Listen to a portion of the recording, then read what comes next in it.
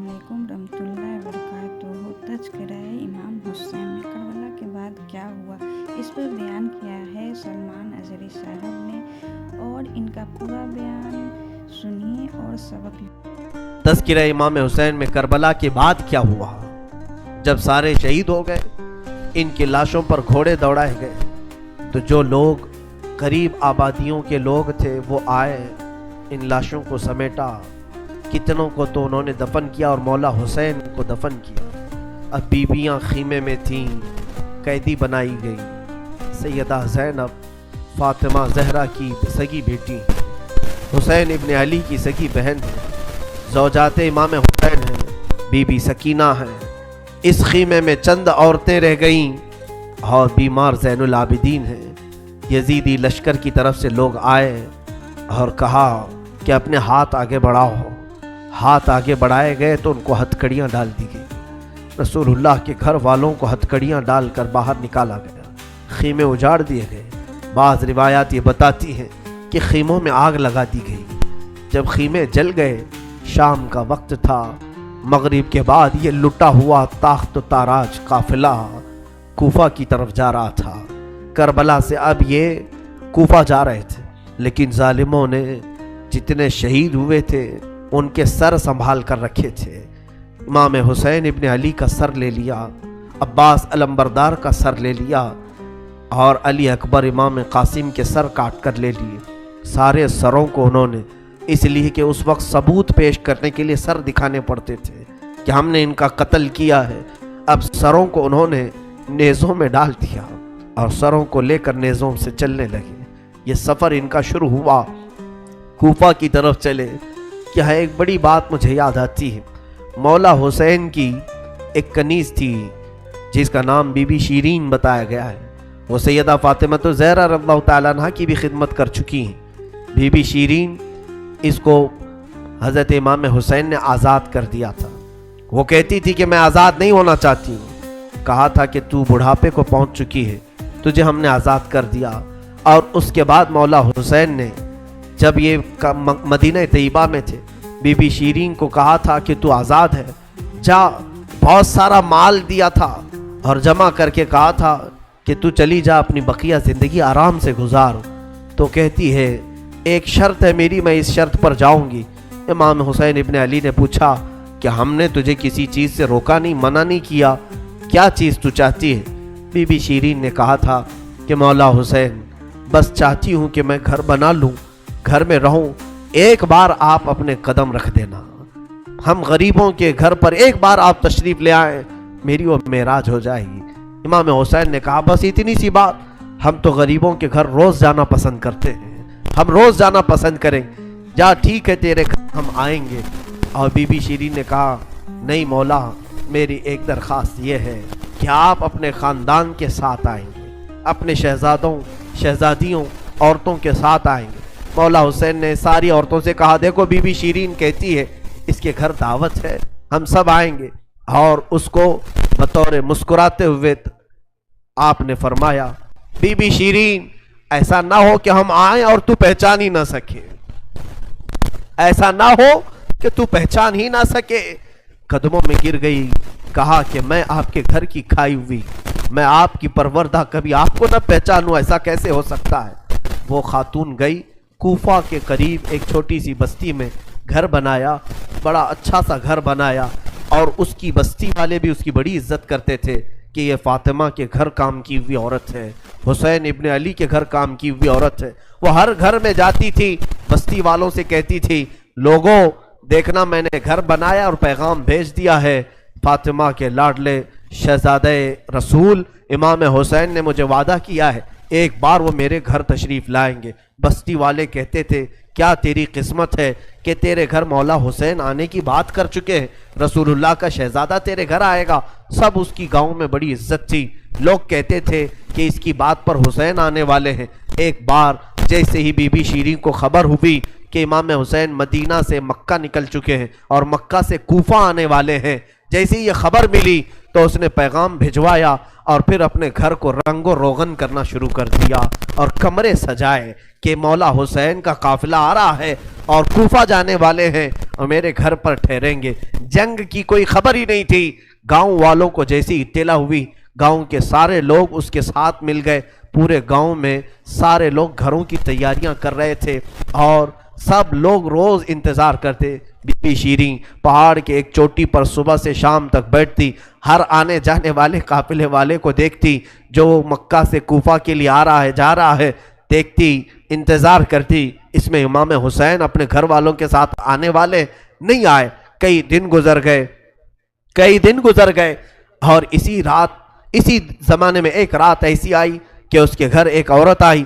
کہا be be شیریں اٹھو جلدی۔ کہا کیا؟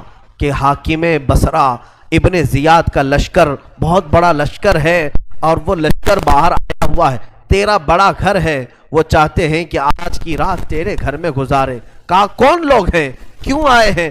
کہا سنا ہے کہ ایک باغی نے بغاوت کی تھی اور اس کا سر کچل دیا گیا، اسے مار کر کے اس کا سر لایا گیا ہے اور اسی کو دمشق امیر المومنین یزید کے پاس لے جایا جا رہا ہے۔ بی بی شیریں نے کہا پتہ نہیں کون سا باغی تھا، کس نے بغاوت کی تھی، کس سے جنگ ہوئی تھی، خبر نہیں ہے۔ بہرحال اگر حاکم کا قافلہ گھر کے دروازے پر کھڑا ہے تو میں دروازہ کھول دیتی ہوں۔ دروازہ اس نے کھولا، بہت سارے رات کا وقت ہے، شہزادوں کے سر نیزوں پر لٹکے ہوئے ہیں۔ حسین ابن علی کا چہرہ دھول میں اٹا ہوا تھا، زلفیں چہرے پر آئی ہوئی تھیں، بیویاں سب باندی بنا کر لائی گئی تھیں اور سب جکڑی ہوئی تھیں، چہرے ان کے بالوں سے ڈھاکے ہوئے تھے۔ اس خاتون نے دیکھا اور کہا ہائے ہائے افسوس، قیدی آئے ہیں میرے گھر۔ مولا حسین کہتے تھے قیدیوں کے ساتھ اچھا سلوک کیا جائے، قیدیوں کے ساتھ اچھا سلوک کیا جائے۔ اس نے اپنے گھر میں اندر داخل کیا، جو حاکم، جو اس کے سپہ سالار تھے، ان سب کو اندر بلایا، رات گزارنے کا مقام دیا، جگہ دیا، اور یہ بیویوں کو صحن کے باہر ہی چھوڑ دیا گیا، ان کو اندر نہیں لایا گیا۔ اور اس خاتون نے کہا ان قیدیوں کو بھی تو لاؤ، میرا گھر کافی بڑا ہے، میں اندر سلا لوں گی۔ اسے اب تک یہ خبر نہیں تھی یہ لٹا ہوا قافلہ ہے کس کا، آخر یہ لٹا ہوا قافلہ کس کا آیا ہے۔ رات کے وقت اس نے کھانا بنایا، سارے فوجیوں نے کھانا کھا لیا، تو بی بی سے کہا ان قیدیوں کو کھانا مت دینا، وہ کھانے کے مستحق نہیں ہے۔ اس نے چلا کر کے کہا دیکھو ہمارا دستور یہ ہے کہ میں فاطمہ کے گھر کام کر چکی ہوں، وہاں فاقے تو رکھتے تھے لوگ، گھر میں فاقہ تو ہوتا تھا، لیکن باہر آنے والے مہمان کو بھوکا نہیں رکھا جاتا، وہ چاہے قیدی ہوں، باغی ہوں، جس طرح کے ہوں، مجھ سے جو بن سکے گا میں کھلاؤں گی۔ اس نے کھانے بنائے اور اس کے بعد لے کر کے آئی، اور اس کے بعد کھانا جب سیدہ بی بی زینب کے پاس رکھا تو بی بی زینب نے اپنے دونوں ہاتھ دکھائے جو پیچھے بندھے ہوئے تھے۔ اس خاتون نے، بی بی شیریں نے کھولا اور ان کے بالوں سے چہرہ ڈھکا ہوا تھا، اور اس نے کھانا پروسا کہ کھا لو بیویوں، کھا لو۔ تو بی بی زینب نے پکار کر کے اپنے بھائی کا نام لیا، یا حسین ابن علی۔ تو بی بی شیریں چونک اٹھی، یہ نام تو کیوں لے رہی ہے؟ یہ نام تو میرے آقا کا ہے جس کی میں باندھی تھی، میں خدمت گزار تھی، یہ نام تو کیوں لے رہی ہے؟ بی بی زینب کہتی ہے بی بی شیریں کیا ہم نے تجھے پہچان لیا؟ بابا نہیں کہتے تھے کسی دن ہم گھر پر آئیں اور تو پہچان ہی نہ سکے؟ یہ جو اونچے نیزے پر سر دکھ رہا ہے تیرے آقا مولا حسین کا سر ہے، اور یہ علی اکبر کا سر ہے، یہ قاسم کا سر ہے۔ بی بی زینب پکارتی گئی، بی بی شیریں نے دیکھا اور پکار کر کے کہا مولا کیسی مہمان نوازی کا وقت تم نے دیا، کیا اس طرح بھی کوئی مہمان بنتا ہے کسی کے گھر؟ اور یہ کہتی ہوئی غش کھا کر گر پڑی، اس پر پانی ڈالا جاتا، وہ اٹھتی پھر غش کھا جاتی، بے ہوش ہو جاتی۔ سچ کہا تھا مولا حسین نے، اے بی بی شیریں ہم تو وعدہ کیے ہیں آ کر رہیں گے، کہیں ایسا نہ ہو کہ تو پہچان ہی نہ سکے۔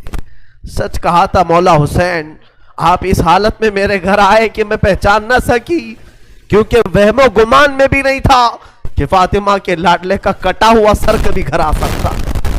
وہ غش کھا کر کے گر گئی، روایات میں ہے۔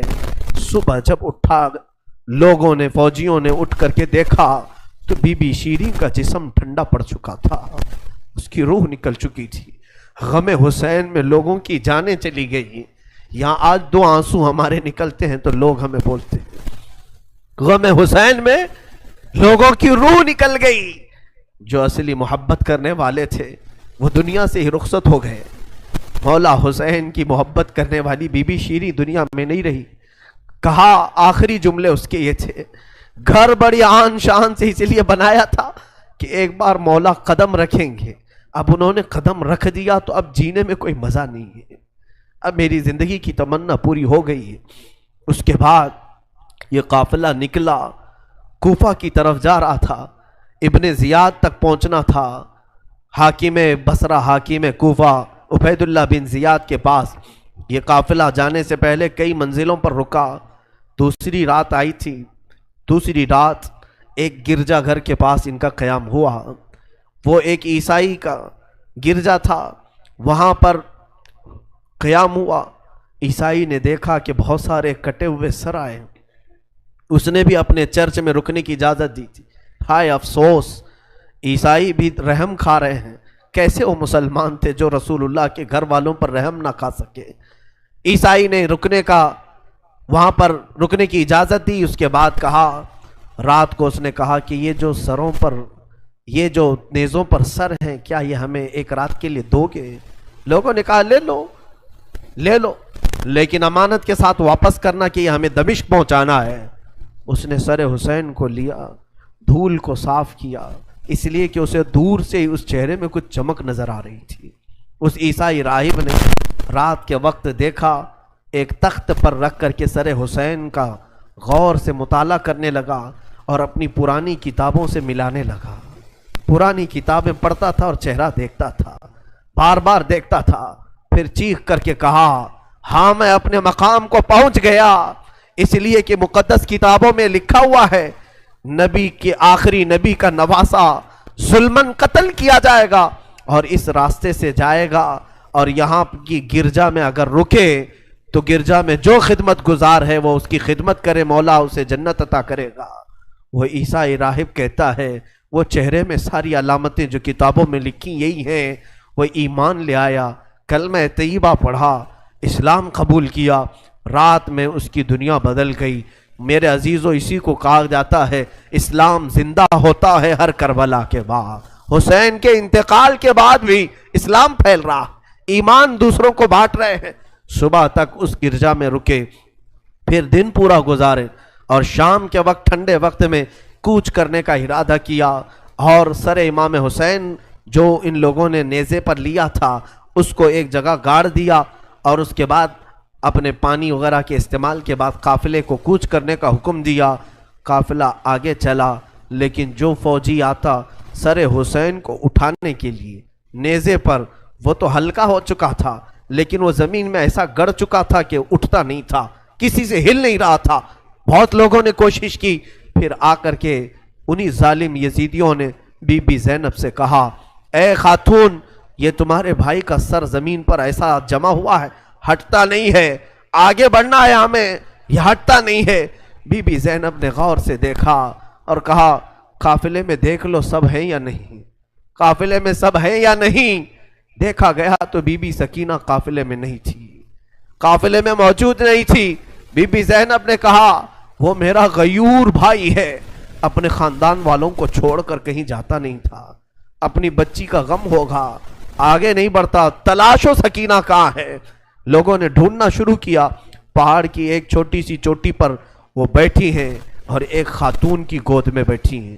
کوئی ایک خاتون ہے, اسے سہلا رہی ہے, تھپکیاں دے رہی ہیں. بی بی سکینہ 9 سال کی عمر میں ایک بڑی معزز خاتون کی گود میں ہچکیاں لے لے کر رو رہی ہیں اور کچھ باتیں کر رہی ہیں.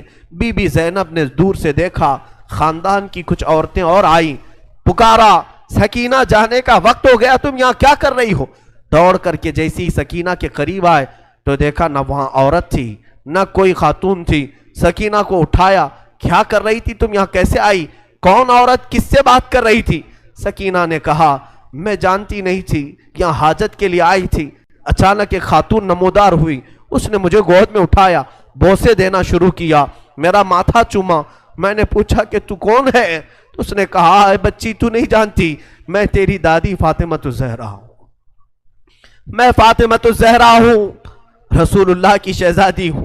میں اپنی دادی کے گود میں سو گئی، بڑا نرم گود تھا، بڑی ان کی نازک ہاتھ تھے، اور وہ مجھے سہلا رہی تھی اور مجھ سے پوچھ رہی تھی کہ کیسے کربلا میں کیا کیا ہوا، سنا بچی۔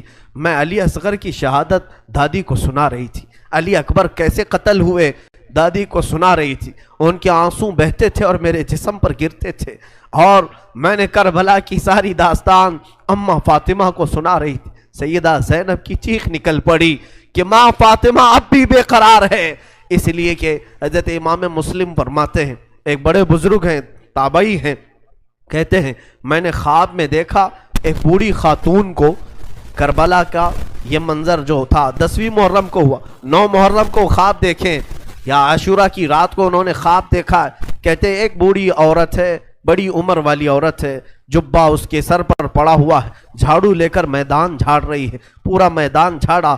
تو یہ امام مسلم فرماتے ہیں میں نے دور سے پکار کر کے کہا بی بی کون ہو آپ، یہ میدان کیوں جھاڑ رہی ہو؟ انہوں نے پلٹے بغیر کہا اے شخص، میں رسول اللہ کی بیٹی فاطمۃ الزہرا ہوں، یہ میدان کربلا ہے، میں یہاں جھاڑ رہی ہوں اس لیے کہ کل میرا لاڈلا یہاں گرنے والا ہے، کہیں کوئی نوکیلی کنکر اس کے جسم میں نہ چبھ جائے، مجھے درد ہوگا اگر حسین کو کوئی زمین کی کنکریاں چبھیں، میں صاف تو کر لوں۔ فاطمۃ الزہرا کا غم ہم نہیں جان سکتے میرے عزیز، احساس نہیں کر سکو گے، غم کی داستانیں بڑی ہیں، بہت ہیں، واقعات سنانے کے لیے میرے پاس وقت نہیں ہے، میں سمیٹتا ہوں۔ عزیزان گرامی، یہ تاخت و تاراج قافلہ، یہ اسیران اہل بیت کوفہ پہنچے، ابن زیاد کے محل میں۔ ابن زیاد نے دیکھا حسین ابن علی کو تانے مارنے لگا، کہا کہ تم نے بڑا غلط کیا، تم نے یزید کے خلاف خروج کیا، بغاوت کیا، اور اس کے بعد بہت ساری بے حرمتی کرنے کے بعد اس قافلے کو اس نے دمشق روانہ کیا۔ دمشق ملک شام کی راجدھانی، آج بھی ملک شام میں، جس کو انگلش میں دمسکس کہا جاتا ہے، دمشق ہے وہ اصل۔ دمشق میں جب یہ قافلہ پہنچنے لگا وہاں کے حالات الگ تھے، بازار شام پر لعنت ہو، بازار شام پر کا برا ہو، وہاں شام کا بازار سجایا گیا تھا، گھر گھر وہاں سجائے گئے تھے، اور لوگوں میں یہ جشن کا ماحول تھا کہ آج باغیوں کے سر لائے جا رہے ہیں اور قیدیوں کو جکڑ کر کے ملک شام خلیفہ وقت یزید کے دربار میں پیش کیا جا رہا ہے۔ لوگ چھتوں پر چڑھ چکے تھے یہ منظر دیکھنے کے لیے، یہ علم جو اٹھا کر کے آ رہے تھے لوگ، قافلے یزید میں، یزیدی لشکر جو کوفہ سے دمشق داخل ہو رہا تھا، دمشق کے دروازے پر یہ قافلہ پہنچا ہے، سر امام حسین کو نیزے پر لے کر، علی اکبر، امام قاسم، عباس کا سر لے کر یہ لوگ پہنچے ہوئے ہیں۔ ابھی ملک شام کے بازار میں دیکھا، اچانک طبلے بجنا شروع ہو گئے، ڈھولوں کی آوازیں بلند ہو گئی، باجے شروع ہو گئے، اور بہت زیادہ بانسریاں بجنے لگیں، اور اس جشن کے ماحول میں اس قافلے کو لایا جا رہا ہے۔ آگے لوگ ناچتے ہوئے جا رہے ہیں، کھیلتے ہوئے جا رہے ہیں کہ فتح مبین یزید کا اچھا ہو، جے جے کار لگ رہی تھی۔ خاندان اہل بیت کو قیدی بنا کر کے لایا گیا ہے۔ میرے عزیزوں، اس خاندان اہل بیت کے ساتھ وہاں جو معاملات ہوئے، کئی لوگ تھے جو دیکھنے کے لیے دور دور سے آئے تھے۔ ایک صحابی ہیں، وہ کہتے ہیں میں تجارت کے لیے گیا تھا تو مجھے خبر ہوئی کہ آج اہل بیت کا قافلہ یہاں آ رہا ہے، تو میں دوڑتا ہوا پہنچا، اور جیسے ہی میں نے دیکھا، دیکھ کر کے میں ضبط نہ کر سکا، وہ چہرہ آج نیزے پر تھا جو کبھی میرے مصطفیٰ کے کندھے پر ہوا کرتا تھا۔ وہ صحابی کہتے ہیں ان کے لبوں پر میرے آقا اپنے ہونٹ رکھا کرتے تھے، ان کی گردن کو سونگھا کرتے تھے۔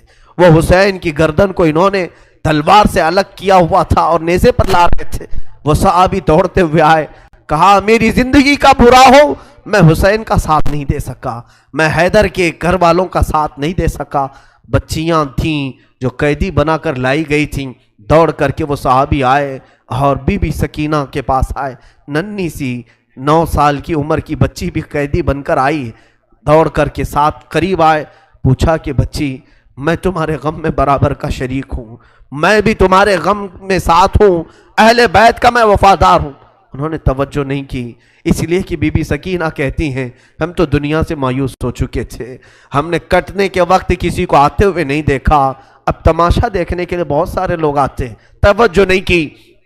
اس صحابی رسول نے آگے بڑھ کر کہا کہ اے سکینہ میں تجھے جانتا ہوں، تو حسین کی بیٹی ہے، تو فاطمہ کی لاڈلی ہے، تو شیر خدا کے گھر کی شہزادی، بتا کوئی حاجت ہو، کچھ کھانا پانی کوئی چیز۔ اللہ اللہ، یہ بھوکے اور پیاسوں نے کبھی کھانا کسی سے نہیں مانگا، پوری داستان کربلا سننا، کبھی انہوں نے روٹی نہیں مانگا، ہاں پانی ضرور مانگا ہے۔ پانی مانگنا انسانیت کے لیے عیب نہیں، روٹی مانگنا محتاجی کی علامت ہو سکتی ہے۔ بی بی سکینہ نے کہا کہ بڑی حاجتیں پوچھ رہے ہو، کیا میری حاجت پوری کرو گے؟ کہا بتاؤ بچی، میں اپنی طرف سے جو ہو سکے کروں گا، میرے پاس پیسے ہیں مال ہے، میں اس سے جو چاہے کروں گا۔ بی بی سکینہ نے صرف ایک درخواست کی کہ میرے نانا کے صحابی بس اتنا کام کر لو کہ یہ جو اونچے نیزے پر میرے بابا کا سر ہے حسین ابن علی کا، اس سر کو تھوڑا آگے بڑھا دو، یہ جو جلوس میں جا رہا ہے آگے بڑھا دو۔ ہمارے گھر کی بچیاں غور سے سنیں، میرے گھر کی عورتیں کان کھول کر کے سنو، 9 سال کی بچی کیا خواہش ظاہر کر رہی ہے۔ کہا اگر وہ نہیں بڑھتے ہیں تو انہیں پیسے دے، وہ انعام دے کر آگے بڑھاؤ۔ اس صحابی نے پوچھا کہ اس سر کو تمہارے قریب رہنا اچھا ہے، تمہارے قریب رہنا اچھا ہے، آگے کیوں بڑھانا چاہتی ہو؟ بی بی سکینہ نے کہا اس لیے کہ لوگوں کا جلوس بابا سر کو دیکھنے کے لیے آ رہا ہے، اور سارے دیکھنے قیدی بنا کر کے لائے گئے تھے، بیمار زین العابدین حسین ابن علی رضی اللہ تعالیٰ عنہ کے شہزادے، وہ قیدی بنا کر لائے گئے تھے۔ ایک صحابی وہاں پر حاضر ہوئے، کہا کہ کوئی حاجت ہو تو بیان فرمائیں، ہم آپ کے غم میں شریک ہیں۔ حضرت امام زین العابدین نے کوئی توجہ نہیں کی، یہاں تک کہ ایک سپاہی یزید کا ایسا تھا جو تھیلا بھر کر کے پتھر لے کر چل رہا تھا، تھیلا بھر کر پتھر لے کر چل رہا تھا، اور وہ باہر کھڑے ہوئے لوگوں میں پتھر بانٹتا تھا کہ کچھ پتھر تم لوگ برسا ہو۔ ملک شام میں جانے کے وقت کچھ لوگ وہاں صدقے کی کھجوریں پھینک رہے تھے اس اہل بیت کے گھرانے پر، اور کچھ لوگ پتھر برسا رہے تھے۔ یزید کے یہ مخالف لوگ ہیں، باغی لوگ ہیں، ان کے دلوں میں یزید کی محبت تھی، بنو امیہ کے وفادار لوگ تھے۔ اس قافلے پر کچھ لوگوں نے پتھر برسائے، وہ قافلہ اب اور کتنے زخم اٹھاتا، اب ان کو چھوڑا کیا تھا، لوگوں نے سارے زخم تو دے دیے تھے۔ امام زین العابدین نے اس صحابی سے کہا کہ دیکھو یہ پتھر برسا رہے ہم پر۔ اس صحابی نے تلوار کھینچ لی اور اس کو قتل کرنے کا ارادہ کیا، آپ نے منع کیا، رک جاؤ رک جاؤ، اس لیے کہ بہت سارے قتل میں نے اپنے بابا کے دیکھے، اور وہاں کوئی بھی اپنی تلوار لے کر ہمارے مدد کے لیے نہیں آ سکا۔ امام زین العابدین کا یہ لٹا ہوا قافلہ یزید کے دربار میں لایا گیا، اور سر امام حسین کو ایک تشت میں رکھ کر پیش کیا گیا۔ یزید اپنے ہاتھ میں چھڑی لے کر مولا حسین کے لبوں پر مارتا تھا اور کہتا تھا حسین تمہاری جوانی ختم ہو گئی، کاش تم میری بیعت کر لیتے تو تم زندگی سے ہاتھ نہیں دھوتے، اور کبھی میں نہیں چاہتا کہ تمہارا قتل ہو جائے۔ اس نے جھوٹے الفاظ میں لوگوں کو اس طرح ورغلایا۔ سیدہ زینب نے وہاں پر ایک جرأت مندانہ خطبہ دیا تھا، مولا حسین کی سگی بہن یزید کے دربار میں خطبہ دی تھی، اور اس کے بعد پھر یہ اسیران اہل بیت کو یہاں ملک شام میں چند دن ٹھہرایا گیا اور آزاد کیا گیا، مدینہ طیبہ کے لیے رخصت کرنے کا حکم ہوا۔ یہ لٹا ہوا قافلہ مدینہ آیا۔ اللہ اللہ، مدینے کو جب یہ لوگ پہنچے، اہل مدینہ کہتے ہم کو وہ شہادت کی خبر پہلے سے مل گئی تھی، کربلا میں مولا حسین کا قتل ہو چکا ہے، خاندان اہل بیت کے ساتھ برا سلوک ہوا ہے۔ پورا مدینہ سرحد پر آ کر کھڑا ہو گیا تھا، مدینے کے باہر انتظار میں۔ وہاں ننھی سی سغرا بھی تھی، مولا حسین کے کچھ گھر والے بھی تھے، وہ انتظار میں تھے۔ جیسے ہی لوگ مدینہ طیبہ میں داخل ہونے لگے، بیویوں کو دیکھ کر مدینے والے چیخ پڑے، سارے مدینے والے زاروں قطار رونے لگے۔ سیدھا یہ قافلہ آیا بارگاہ رسول میں، مصطفیٰ صلی اللہ علیہ وسلم کی قبر انور کے پاس پہنچ گیا، اور پھر بی بی زینب وہاں کھڑے ہو کر شروع سے لے کر اخیر تک کی داستان میرے آقا کو سنانے لگی، یا رسول اللہ، آپ کا دوش پر سوار ہونے والا شہزادہ، آپ کا محبوب نظر حسین بڑے زخموں سے چور چور تھا، یا رسول اللہ وہ کربلا میں لاشیں اٹھاتا رہا، پیاسا رہا، بھوکا رہا۔ مدینے کے لوگ کہتے ہیں پورا مدینہ صرف زندگی میں 2 مرتبہ سب سے زیادہ رویا ہے، ایک اس وقت جب میرے آقا کی وفات ہوئی تھی، دوسرا اس وقت جب اہل بیت کا قافلہ مدینے میں لٹ کر داخل ہوا تھا، سارے غموں سے نڈھال تھے، ہر کوئی پریشان حال تھا۔ بی بی صغرا ننھی سی تھی، 6 سال کی تھی، بار بار لپٹ کر کے بی بی زینب سے کہتی ہیں وہ ننھا بچہ کہاں ہے علی اصغر جس کے ساتھ میں کھیلتی تھی، وہ کہاں ہے، فلاں کہاں ہے۔ بچی کے دماغ میں جتنے یاد تھے سب کو پوچھا کرتی تھی۔ بی بی زینب کہتی ہیں ہر ایک کے جواب میں جب میں کہتی تھی وہ بھی انتقال کر گئے۔ بی بی صغرا پوچھتی تھی کیا کربلا میں موت سستے میں ملتی ہے؟ جہاں آپ لوگ گئے تھے موت بہت سستی ہے، اتنوں کو کیسے آپ نے موت کے گھاٹ اتار دیا؟ بی بی زینب کے پاس کوئی الفاظ نہیں تھے۔ امام زین العابدین کا زندگی بھر یہ حال تھا۔ اللہ اکبر! زین العابدین وہ تنہا شہزادے ہیں میرے مولا حسین کے جو پھر 95 ہجری تک باحیات رہے۔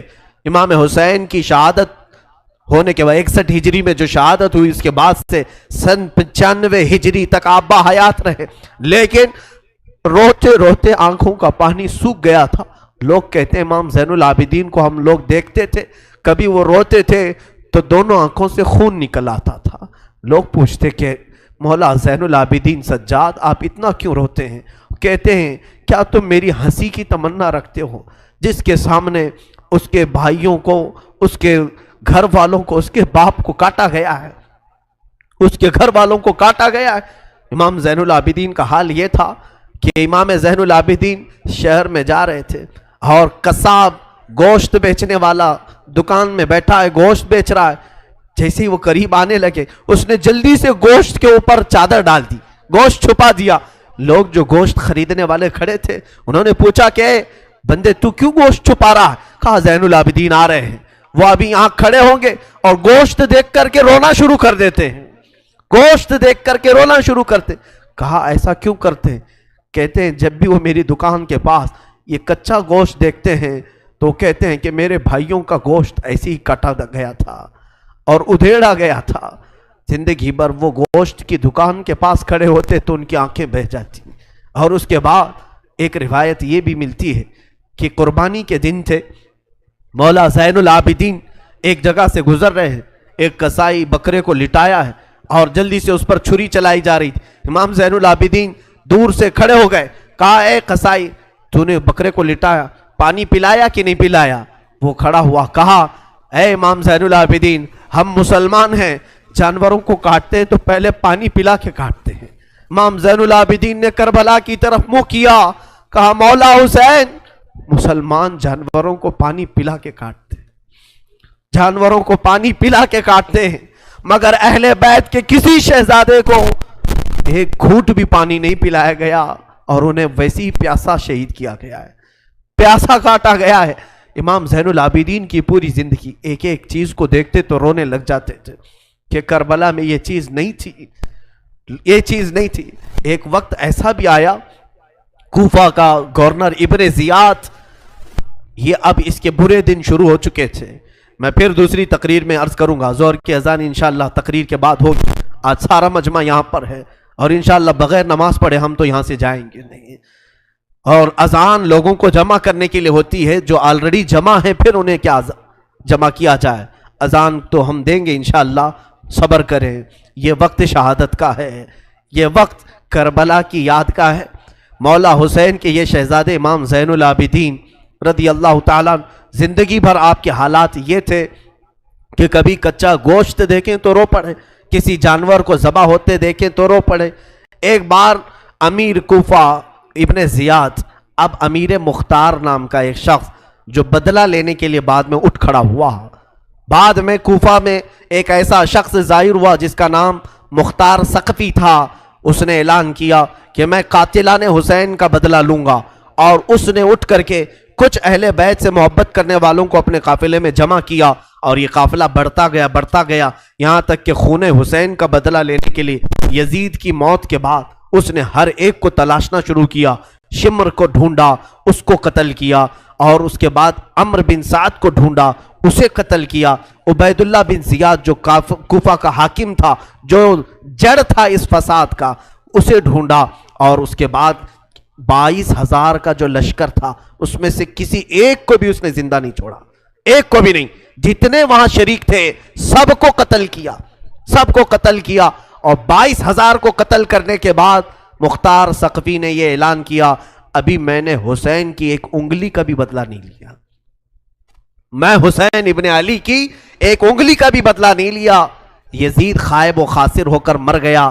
اور یزید کی سب سے بڑی ذلت تو یہ ہے، یزید کے بعد اس کا بیٹا معاویہ تخت پر بیٹھا. پہلے دن خلیفہ بنا کر اسے بٹھایا گیا، اس کے بعد 6 مہینے تک وہ گھر سے باہر ہی نہیں آیا. 6 مہینے کے بعد سیدھے لاش باہر آئی بیٹے کی. وہ 6 مہینے کبھی تخت پر نہیں بیٹھا یزید کے. لوگ کہتے تھے کہ معاویہ آپ یزید کے جانشین ہیں. وہ نیک شہزادہ تھا. دیکھیں اللہ کی مصلحت کیسی، صحابی کے پیٹ میں یزید پیدا ہوا، یزید کے پیٹ میں معاویہ، پھر اچھا شہزادہ پیدا ہوا، نیک تھا.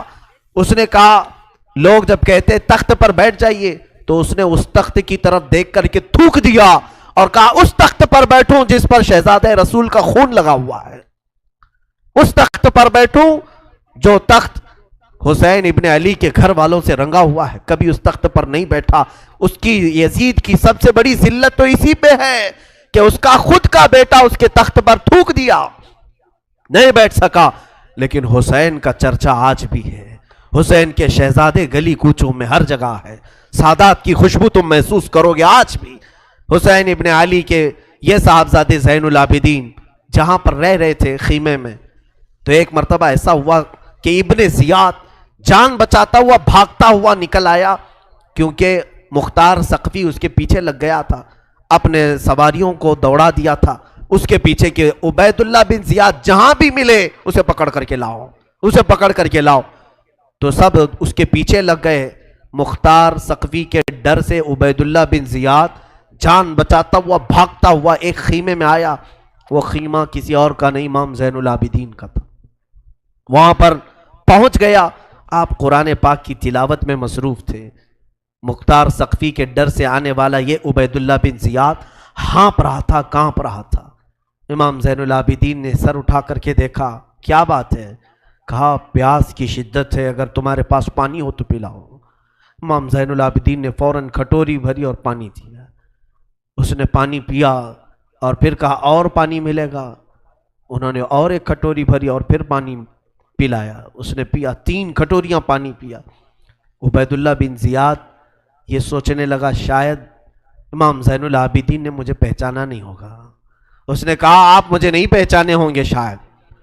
آپ نے چہرہ اٹھایا تو آنکھوں میں خون تھا. کہا اے ظالم، تجھے نہیں پہچانوں گا؟ تیری وجہ سے میرا پورا گھرانہ لٹ گیا، میرا پورا خاندان تو نے تباہ کیا، بھوکا اور پیاسا کربلا میں تڑپایا، تجھے نہیں پہچانوں گا؟ تو عبید اللہ بن زیاد بدبخت نہیں ہے؟ تو اس نے کہا جب آپ نے پہچانا تو پانی پلا رہے ہو. امام زین العابدین نے کہا جو تو نے ہمارے ساتھ سلوک کیا وہ تیری فطرت تھی، اور ہم نے جو سلوک کیا ہے یہ اہل بیت کی فطرت ہے، یہ اہل بیت کی شان ہے. ظالموں کے ساتھ بھی پانی پلانے کا سلوک. اسی لیے میرے عزیزو، آج اگر ہمیں کچھ آس ہے، امید ہے، تو رسول کے انہی شہزادوں سے کہ ہماری برائیاں 1000 ہوں گی، لیکن مجھے امید ہے کہ ان حسین ابن علی کے شہزادوں سے اگر قیامت کے دن ایک بار ہم کہہ دیں گے پانی، تو امید ہے کہ یہ اپنے نانا کے حوض کوثر سے ہمیں پانی ضرور پلائیں گے. تذکرہ کرو حسین کا، تذکرہ کرو اہل بیت کا اور علی کے شہزادوں کا. یقیناً حوض کوثر پر انہی کا قبضہ ہے. میرے آقا صلی اللہ تعالیٰ علیہ وسلم اپنے ہاتھ سے جسے چاہیں گے پانی پلائیں گے. ان کے گھر والوں کو ستا کر کے تم پانی قیامت کے دن کس منہ ہوگے، پیاس بجھاؤ گے؟ امام زین العابدین نے اس وقت بھی پانی پلایا. میرے عزیزوں، اس کے بعد ایسا نہیں کہ اسلام ختم ہو گیا. امیہ کی خلافت چلتی رہی. یزید کے بعد اس کا بیٹا معاویہ، معاویہ کے انتقال کے بعد پھر مروان حاکم بنا، مروان کی حکومت چلی، پھر اس کے بیٹے آئے تقریباً 90 ہجری تک، اور اس کے بعد 105 ہجری تک اسی امیہ خاندان نے خلافت کی باغڈور سنبھالی. اس کے بعد عباسی خلافت کا دور شروع ہوا. جو بنو عباس کہلائے وہ اہل بیت سے محبت کرنے والے تھے. اتنے زمانے تک بھی اہل بیت کے ساتھ برا سلوک ہوتا رہا. امیہ کے پورے جتنے خلفاء آئے انہوں نے اہل بیت کے ساتھ کوئی اچھا سلوک نہیں کیا. امام باقر کے ساتھ، امام جعفر صادق کے ساتھ، امام موسیٰ کاظم کو 12 سال تک قید میں رکھا گیا تھا، ان کو زہر پلایا گیا تھا، کوڑے مارے گئے تھے. یہ اماموں کے ساتھ برا سلوک تقریباً 100 سال تک چلتا رہا. اور ایسا نہیں، رسول کا گھرانہ آج بھی لٹانے پر قربان ہے. آج بھی اگر کوئی بات آ جائے تو دیکھنا رسول اللہ کی جو اصلی آل ہوں گے، اصلی اولاد ہوں گے، وہ قیادت کے لیے آگے بڑھیں گے اور اپنا سر بھی پیش کریں گے. ہندوستان کی فتح میں سلطان محمود غزنوی کے قافلے میں 2 شہزادے ایسے تھے کہ یہ قلعے کے پھاٹک پر، یہاں جب سلطان محمود غزنوی حملہ کے لیے آتے تھے ہاتھیوں کو دوڑاتے تھے، اور جو قلعہ تھا یا ہندوستان کا جس کو فتح کرنا تھا اس قلعے کے پھاٹک پر نوکیلے کیل لگے ہوئے تھے، ہاتھیوں کے سروں میں گھس جاتے تھے تو وہ ہاتھیاں چیخ کر کے پیچھے آ جاتی، قلعہ فتح نہیں ہوتا تھا. رات کو خواب میں محمود غزنوی نے دیکھا حضور پاک صلی اللہ علیہ وسلم تشریف لائے. محمود غزنوی بادشاہ پوچھا یا رسول اللہ